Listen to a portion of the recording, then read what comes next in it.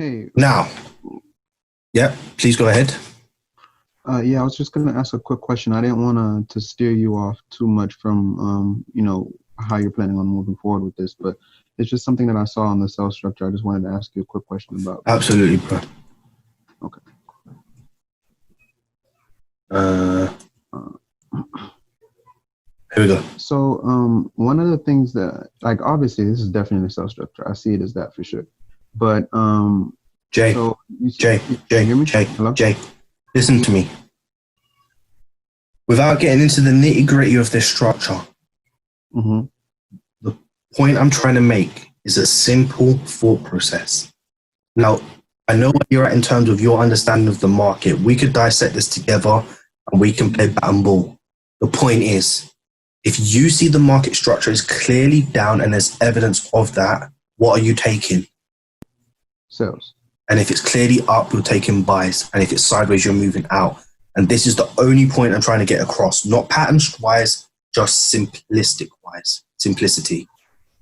Does this make sense? Yeah, of course. Yes. Okay. All right. Carry on with your question. Sorry, Rox. I was Okay. Yeah. I was going to ask for this buys only the structure. Can we take this as a double top? Here. Yeah. So this is the thing. I'm not going to go into this because this is not what we're here for. This is why I say the same things over and over again. Not because I don't want to say it, because that's what I'm here to do. This is what I love doing.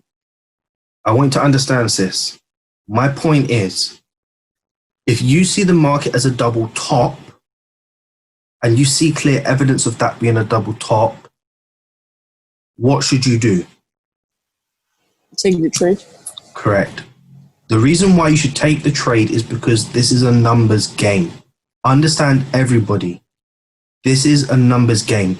For the next year, we could flip a coin heads or tails using one currency, one instrument, and say buys or sells. As long as we have a big enough stop loss and we know what time frame we're working on, more than likely by the end of the year, we will finish break even. If not with a small loss or a small profit. And that's a lot more than a lot of traders do.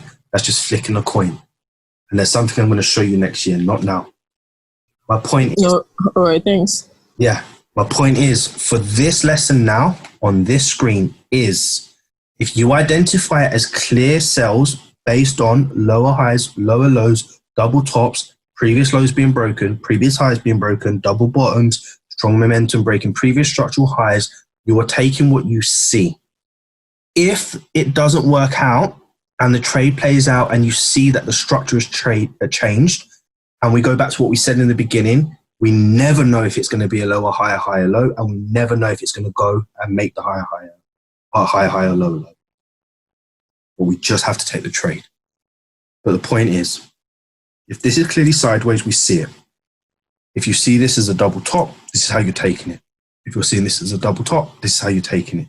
If you're seeing this as a double bottom, this is how you're taking it.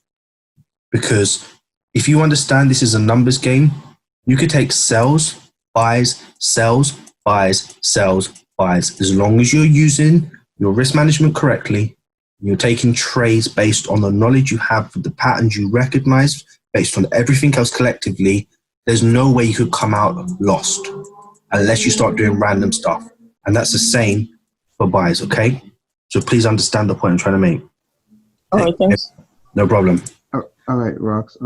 I didn't get to ask, so I just want to ask you really quick. Again, I don't want to get into the nitty gritty like you were saying, but so on the cells that you have there, for the down structure, you see how you have it marked off as a double top, right?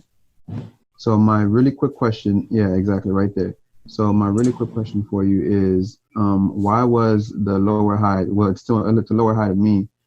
Why is that not a lower high to you and a violation of structure instead? Well, I mean, it broke back in. So, but nonetheless, right? Yeah. If you move a little to the right. All right. So let's go back to what we said right at the beginning. If this is a high, this is a lower low, this is a lower high. Where do you expect the market to go? Lower low. Correct.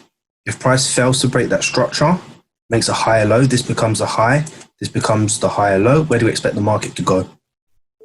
Higher high. If price fails to make the high, this becomes the high. This becomes the lower high. This becomes the what? Lower low.